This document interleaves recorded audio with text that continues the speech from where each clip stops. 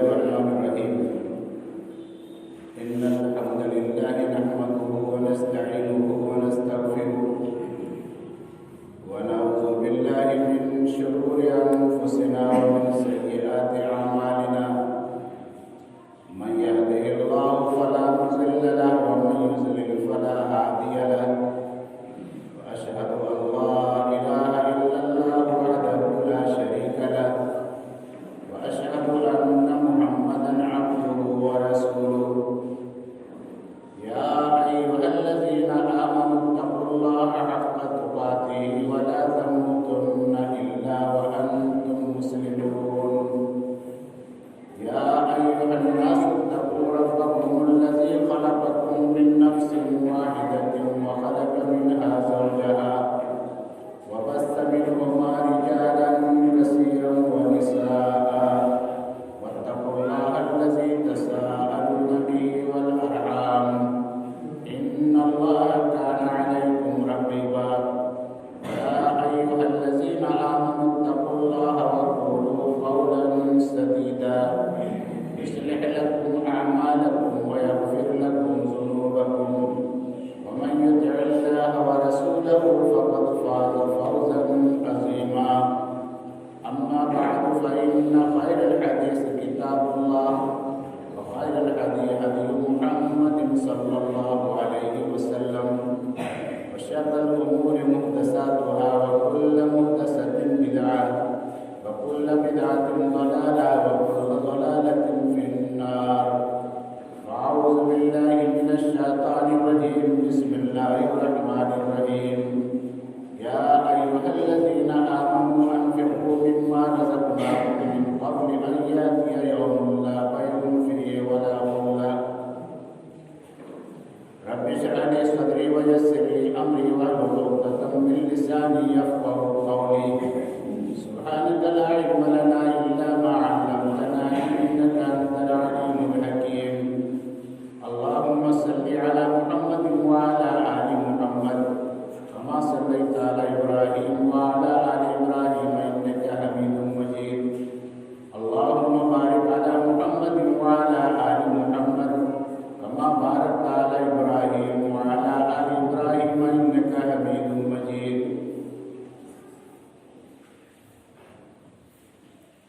ہر قسم کی تعریف بڑائی بزرگی عظمت و کبریائی اس وحدہ لا شریک کے لیے ہے جو رب العالمین اور قادر الملک ہے، یعنی دینے والا وہی، لینے والا وہی، مارنے والا وہی اور جلانے والا بھی وہی، بیمار کرنے والا وہی،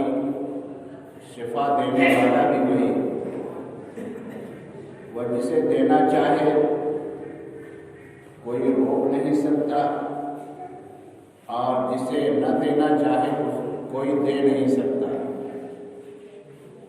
وہ جسے چاہتا ہے اتنا نواز دیتا ہے کہ اسے اپنی دولت کا حساب و کتاب بھی معلوم نہیں ہوتا، اور کوئی بیچارہ پائی پائی کا محتاج ہوتا ہے۔ لیکن اللہ رب العالمین نے جن کو خوشحال اور مالدار بنایا ہے، اسے اس بات کا حکم بھی دیتا ہے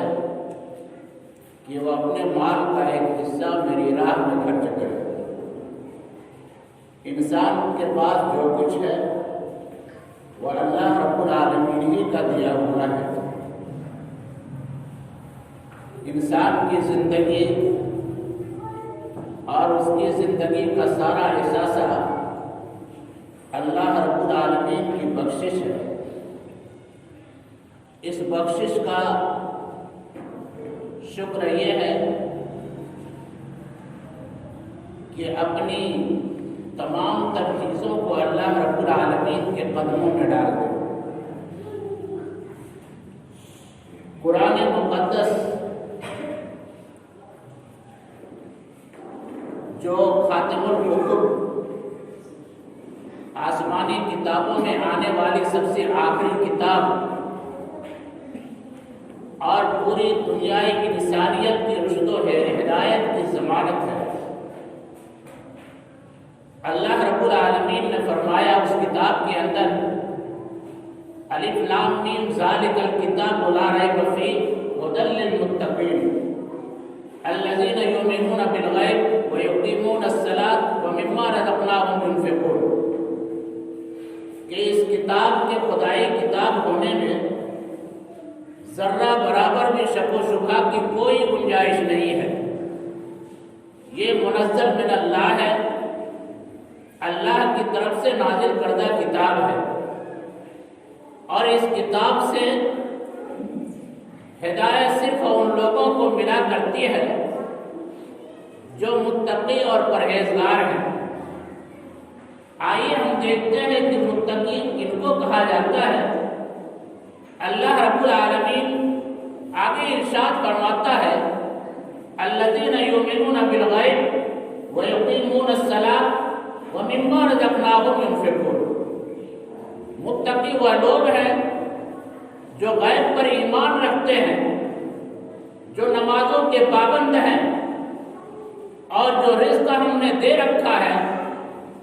اس میں سے اللہ کے راستے میں خرچ کرتے ہیں۔ مطلب یہ ہوا جو بلا دیکھے ایمان نہ لائے، جو نمازوں کا پابند نہ ہو، جو سرپرست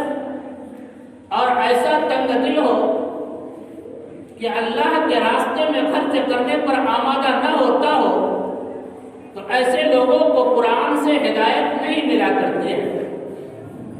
بخاری شریف کی روایت کے مطابق حضرت عبداللہ بن مسعود رضی اللہ تعالیٰ عنہ روایت کرتے ہیں کہ نبی اکرم صلی اللہ علیہ وسلم نے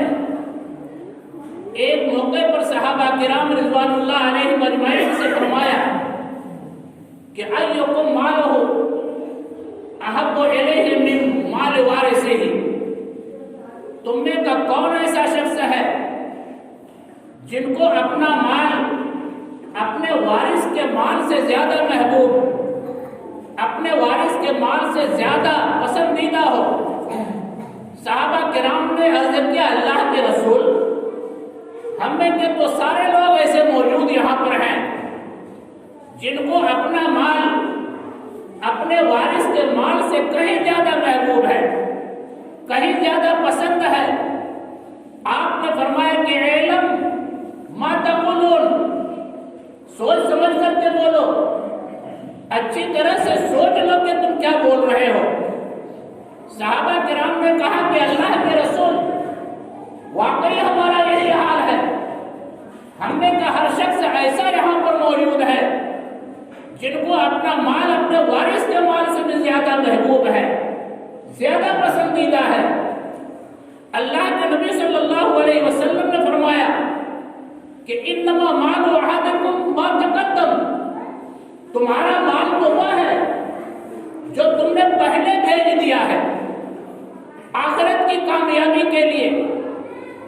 آخرت میں نجات حاصل کرنے کے لیے،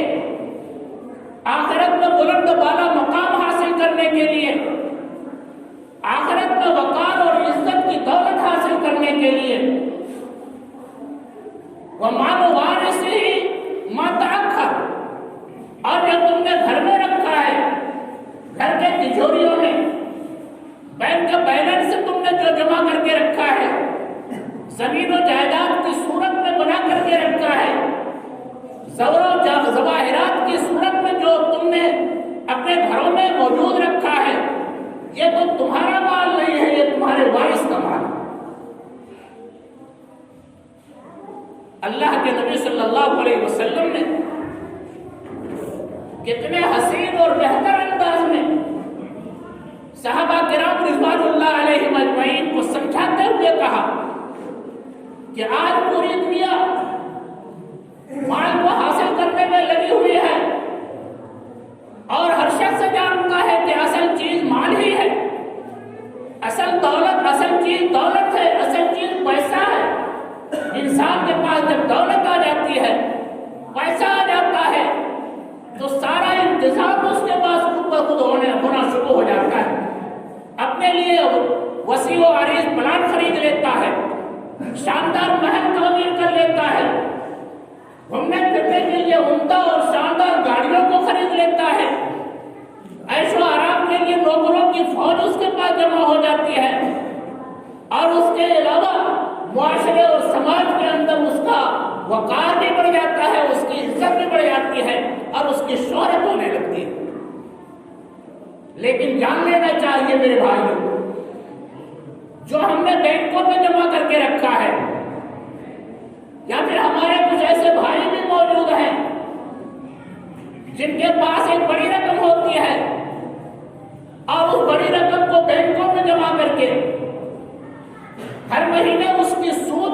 کی رقم کو خود بھی کھا رہے ہیں، اپنے بال بچوں کی پرورش بھی کر رہے ہیں. سود کا مال حرام ہے، یہ اتنا بڑا حرام ہے، اتنا بڑا حرام ہے. اللہ کے نبی صلی اللہ علیہ وسلم نے فرمایا کہ اس سود کے 70 دروازے ہیں، اور اس کا سب سے کم اور سب سے ہلکا جو گناہ ہے وہ یہ ہے کہ کوئی شخص اپنی ماں سے نکاح کرے، اپنی ماں سے نکاح کرے. ایک زنا کرنا اور نکاح کرنا دونوں میں فرق ہے. نکاح کا مطلب یہ ہوتا ہے کہ بار بار اس سے اس کام کو انجام دیا جاتا ہے. تو سب سے ہلکا گناہ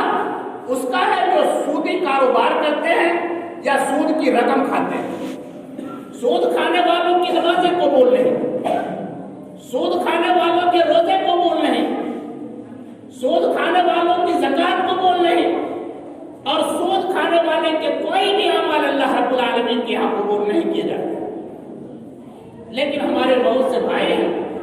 یا تو وہ جانتے ہیں یا نہ جانتے ہو، اکثر لوگوں کو تو جانکاری ہوتی ہے کہ یہ سود ہے اور سود بہرحال حرام ہے،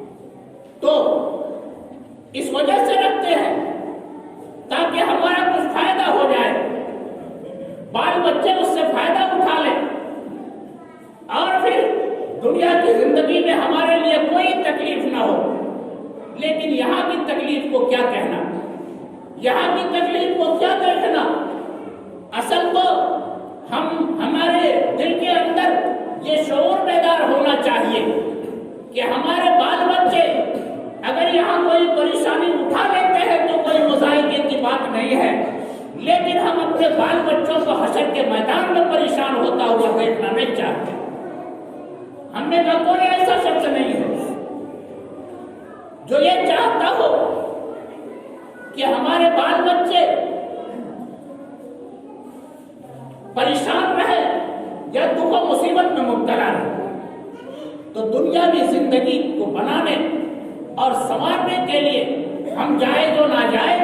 حلال و حرام کی تمیز کو چھوڑ دیتے ہیں، خود بھی استعمال کرتے ہیں، بال بچوں کی بھی پرورش کر رہے ہیں، اور اسی سودی کاروبار کو یا سودی بیلنس کو چھوڑ کر کے آپ مر جاتے ہیں. سلسلہ اس کا چل رہا ہے، بال بچے اس رقم کو استعمال کر رہے ہیں، تو آپ جانیے کہ لگاتار آپ کو اس کا گناہ مل رہا ہے. دنیا سے چلے گئے ہیں، جانے کے بعد بھی اس کا گناہ آپ کو ملے گا. آپ کے نامہ اعمال میں وہ گناہ لکھا جائے گا اور آپ کو اس کی سزا ملتی رہے گی. آپ کو اس گناہ کا جرم جو ہوگا، اس جرم کی جو سزا ہوگی، اس سزا کو بہرحال آپ کو بھگتنی پڑے گی. تو انسان نے جو مال جمع کر کے رکھا ہے وہ اس کا نہیں ہے، اس کے وارثین کا ہے. اپنی زندگی میں جو خرچ کر ڈالا ہے، اللہ کے راستے میں دے دیا ہے، غریبوں، مسکینوں، یتیموں، بیواؤں اور حاجت مندوں کی خبر یہی کر لی ہے، وہی اس کا اصل مال ہے. جو اس نے کھایا پیا، جو اس نے پہنا اوڑھا اور جو اس نے اللہ کے راستے میں خرچ کیا، وہ اس کا اپنا مال ہے. باقی جو بھی مال ہم چھوڑ کر کے جائیں گے، چاہے وہ ہمارا بینک بیلنس ہو، چاہے وہ ہماری زمین و جائیداد ہو، چاہے عالیشان ہمارا محل ہو، یا عمدہ اور بہترین کاریں اور گاڑیاں ہوں، چاہے نوکروں کی فوج ہو، یہ ساری چیزیں دھری کی دھری رہ جائیں گی. کوئی ایسا شخص شفیع ہے جو ان چیزوں کو لے کر کے جاتا ہے، لے کر وہی جاتا ہے جو دنیا کی زندگی میں آخرت کے لیے انہوں نے بھیجا ہے۔ تو اللہ کے نبی نے فرمایا کہ تمہارا اصل مال وہی ہے جو تم نے پہلے بھیج دیا ہے، یعنی آخرت میں پہنچنے سے پہلے تم نے اس کو ٹرانسفر کر دیا ہے اور اس کو بھیج دیا ہے اللہ کی رضا اور اس کی خوشنودی کی خاطر۔ بخاری شریف کی روایت کے مطابق اللہ کے نبی صلی اللہ علیہ وسلم پر جب اس آیت کریمہ کا نزول ہوا لن تنالوا البر حتى تنفقوا مما تحبون، کہ تم اللہ رب العالمین کے یہاں بلند بالا مقام اور مرتبے کو حاصل نہیں کر سکتے ہو جب تک کہ تم اپنے محبوب شے کو اور اپنی محبوب چیز کو اللہ کے راستے میں قربان نہ کر دو، اللہ کے راستے میں خرچ نہ کر دو۔ حضرت ابو طلحہ رضی اللہ تعالی عنہ جو ایک جلیل القدر صحابی ہیں، نبی اکرم صلی اللہ علیہ وسلم کے پاس دوڑے ہوئے جاتے ہیں اور کہتے ہیں کہ اللہ کے نبی، اللہ رب العالمین نے تو یہ فرمایا کہ کوئی تم میں کا وہ مقام اور مرتبہ اللہ رب العالمین کے یہاں عزت و وقار کو حاصل نہیں کر سکتا ہے جب تک کہ اپنی محبوب چیز کو اللہ کے راستے میں خرچ نہ کرے۔ میری سب سے محبوب چیز جو ہے وہ ہمارا بیرہا باغ ہے، میں اس باغ کو اللہ رب العالمین کے راستے میں خیرات کرتا ہوں، اللہ کے راستے میں قربان کرتا ہوں، آپ اسے قبول کر لیجیے۔ اللہ کے نبی صلی اللہ علیہ وسلم نے اسے قبول کر لیا۔ میرے محترم بھائیوں، جن لوگوں کے اندر آخرت میں پانے کا جذبہ ہوتا ہے، دنیا میں پانے کا جذبہ ہوتا ہے، وہ اللہ کے راستے میں خرچ کرنے سے نہیں ڈرتے۔ آج تو ہمیں اس بات کا خدشہ اور ڈر لگا رہتا ہے کہ ہمارے پاس جو رقم ہے خرچ کر دیں گے تو اتنا ہمارا گھٹ جائے گا۔ ہم نے کبھی یہ نہیں سوچا یہ مال آیا کہاں سے، کس نے دیا، اور یہ صلاحیت ہمارے اندر کس نے پیدا کی جو اس مال کو ہم حاصل کر سکیں۔ اللہ نے ہمیں زبان دیا، ہم اس سے بول رہے ہیں، اللہ نے ہمیں آنکھیں دی، ہم اس سے دیکھ رہے ہیں، اللہ نے ہمیں دل و دماغ دیا ہے، ہم اس سے سوچ اور سمجھ رہے ہیں، اللہ نے ہاتھ پاؤں دیا ہے، اس سے سب کچھ کام انجام دے رہے ہیں۔ یہ کس نے دیا؟ اللہ رب العالمین نے دیا، اور اللہ رب العالمین خود کہہ رہا ہے کہ تم میرے راستے میں خرچ کرو، تم جتنا خرچ کرو گے کئی گنا بڑھا کر کے ہم تمہیں عنایت کریں گے، کئی گنا بڑھا کر کے ہم تمہیں دیں گے۔ لئن شکرتم لأزیدنکم، تم میرے راستے میں خرچ کرو، میرا شکر ادا کرو اس چیز پر جو ہمارا فضل تمہیں حاصل ہوا ہے۔ ہم تمہارے مال و دولت کو، ہم تمہارے صحت و توانائی کو، ہم تمہارے عزت و وقار کو اور زیادہ بڑھا دیں۔ تو یہ یقین ہمارے دلوں کے اندر ہونا چاہیے۔ جن صحابہ کرام رضوان اللہ علیہم اجمعین کے اندر یہ یقین اور یہ جذبہ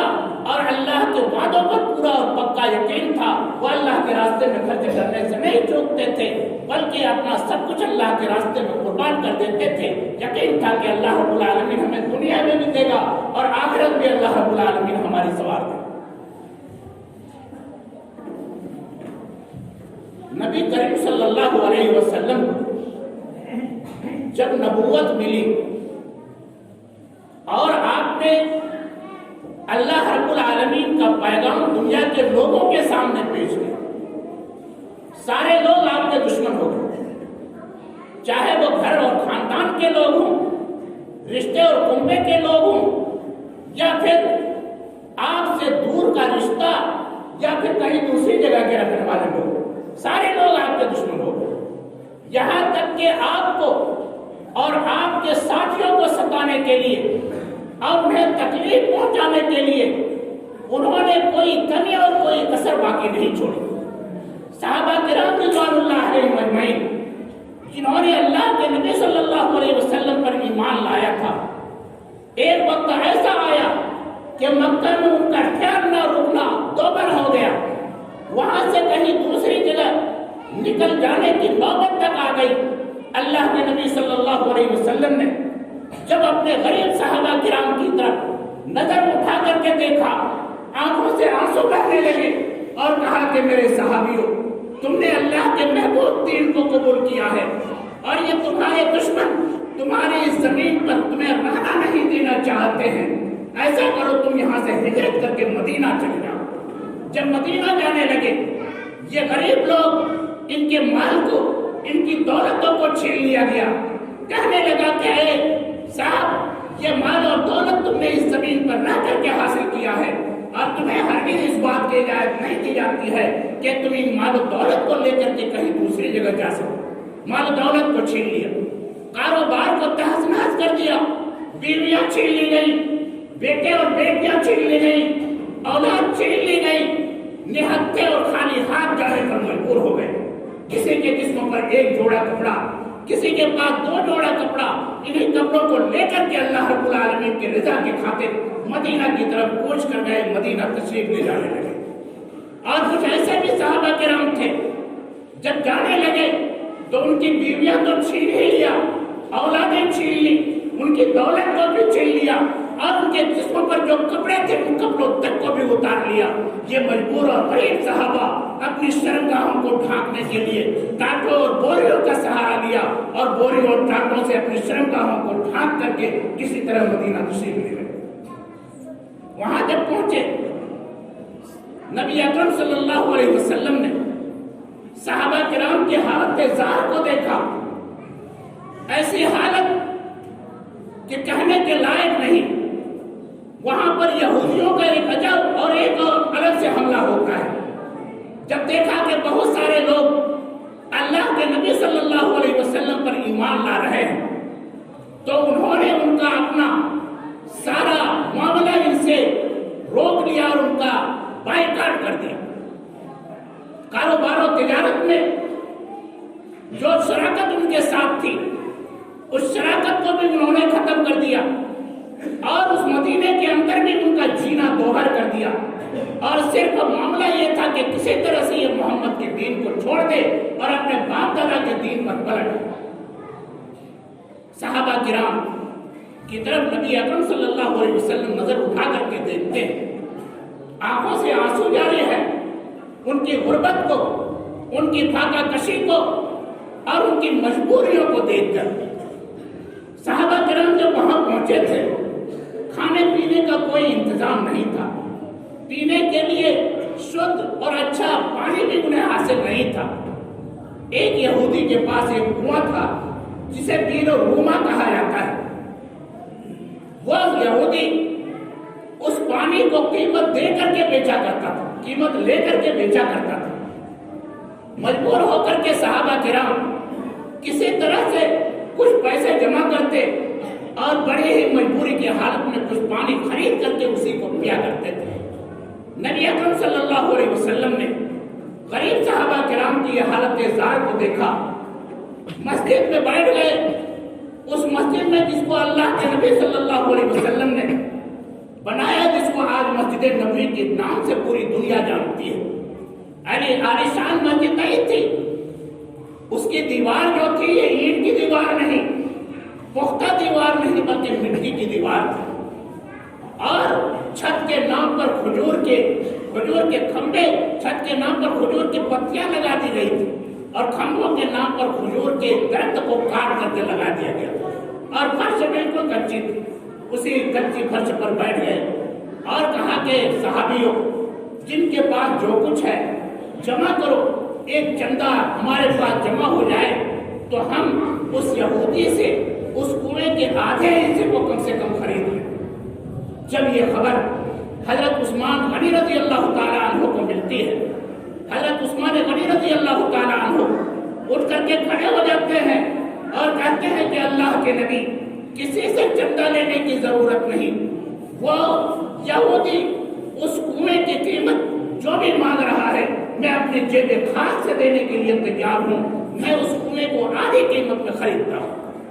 حضرت عثمان بن عفان رضی اللہ تعالیٰ عنہ نے اس کنویں کے آدھے حصے کو خرید لیا اور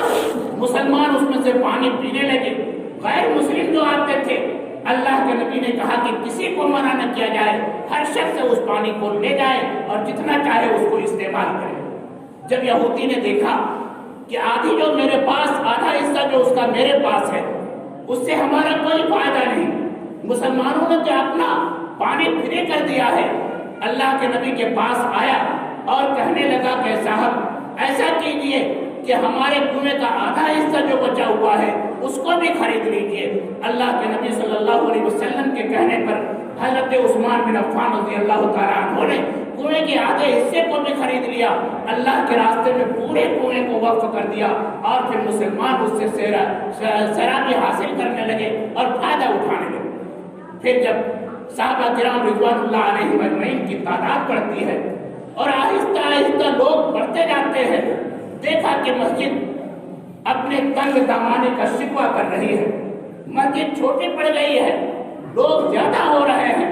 اللہ کے نبی پھر اسی مسجد نبوی کی کچی فرش پر بیٹھے اور کہنے لگے کہ صحابیوں، اللہ کے راستے میں چندہ جمع کرو، اللہ کے راستے میں تمہارے پاس جو بھی رقم ہے جمع کرو، تاکہ اس مسجد کو کچھ توسیع کر دیا جائے، اسے بڑھا دیا جائے، تاکہ لوگوں کو نماز پڑھنے اور لوگوں کو اس میں عبادت کرنے میں کوئی تنگی اور پریشانی محسوس نہ ہو۔ حضرت عثمان بن عفان رضی اللہ تعالیٰ عنہ پھر اٹھ کھڑے ہوئے اور کہا کہ اللہ کے نبی، اس مسجد کے توسیع میں اور اس کو بڑھانے میں جتنا خرچہ ہوتا ہے میں اپنے جیب خاص سے دینے کے لیے تیار ہوں، اور میں اسے اللہ کے راستے میں دینے کے لیے تیار ہوں۔ اللہ کے نبی صلی اللہ علیہ وسلم نے انہیں خوشخبری سنائی تھی کہ جس نے بھی اس کے لیے چندہ کیا یا خرید کر کے اس کی توسیع کرا دی تو میں اس کے لیے وعدہ کرتا ہوں کہ کل حشر کے میدان میں اپنے ہاتھ سے اسے حوض کوثر پلاؤں گا۔ اللہ کے نبی صلی اللہ علیہ وسلم کے پاس حضرت عثمان بن عفان آتے ہیں اور کہتے ہیں کہ اللہ کے نبی، میں نے اس کے توسیع کا سارا سامان کر دیا ہے، اور میں اس بات کا جو آپ کی طرف سے وعدہ کیا گیا ہے کہ حوض کوثر سے اپنے ہاتھ سے پانی پلاؤں گا، میں اس وعدے کا مستحق ہوں اور میں اس چیز کا مستحق ہوں۔ اللہ کے نبی صلی اللہ علیہ وسلم نے اسے خوشخبری سنائی کہ میرا شبہ حشر کے میدان میں تمہیں اپنے حوض کوثر سے پانی پلاؤں گا۔ پھر اس کے بعد چلتے چلتے کچھ مہینوں کے بعد جیسے اسرا کا معاملہ پیش آتا ہے، جنگ تبوک کا معاملہ پیش آتا ہے۔ اللہ کے نبی صلی اللہ علیہ وسلم اپنے کمزور اور غریب صحابہ کرام کی طرف دیکھتے ہیں کہ یہ غریب لوگ جن کے پہننے کے لیے جسم کے اندر کپڑے نہیں ہیں، یہ ہتھیار کا انتظام کہاں کر سکتے ہیں، ان کے لیے سواریاں کیسے مہیا کی جائیں گی۔ اللہ کے نبی نے عام چندے کا اعلان کیا اور کہا کہ لوگوں سن لو، جو بھی اللہ کے راستے میں خرچ کرے گا، اللہ کے راستے میں اونٹوں کی قربانی پیش کرے گا، تو میں اس کے لیے وعدہ کرتا ہوں کہ اللہ رب العالمین سے میں جنت حاصل کر کے اس کے لیے جنت کی بشارت دیتا ہوں۔ حضرت عثمان بن عفان رضی اللہ تعالیٰ عنہ اٹھے اور کہے کہ اللہ کے نبی، کتنے اونٹوں کی ضرورت ہے؟ آپ نے فرمایا کہ 100 اونٹ کی۔ حضرت عثمان رضی اللہ تعالیٰ عنہ نے کہا کہ میں 100 اونٹ دینے کے لیے تیار ہوں۔ 100 اونٹ کا جب انتظام ہو جاتا ہے، اللہ کے نبی پھر آواز لگاتے ہیں کہ کون ایسا شخص ہے جو اور 100 اونٹ دینے کا شرف حاصل کرتا ہے، میں اسے جنت کی بشارت دیتا ہوں۔ حضرت عثمان بن عفان رضی اللہ تعالیٰ عنہ اٹھے اور انہوں نے اس قربانی کو پیش کیا۔ اس طرح 7 مرتبہ اللہ کے نبی صلی اللہ علیہ وسلم نے کہا، اور 7 مرتبہ حضرت عثمان بن عفان رضی اللہ تعالیٰ عنہ اٹھ کر کھڑے ہوئے۔ سارے صحابہ کرام وہاں موجود ہیں، علی موجود ہیں، آپ کے چچا حمزہ موجود ہیں، اجلہ صحابہ کرام موجود ہیں۔ ہر ایک کے سامنے حضرت عثمان رضی اللہ تعالیٰ عنہ اس جنت کی بشارت کے لالچ میں 700 اونٹوں کی قربانی، 700 اونٹوں کو پیش کرنے کا وہ شرف حاصل کر لیتے ہیں۔ اللہ کے نبی صلی اللہ علیہ وسلم نے کہا کہ قط یا عثمان اشہد لک بالجنہ، کہ عثمان بس کرو،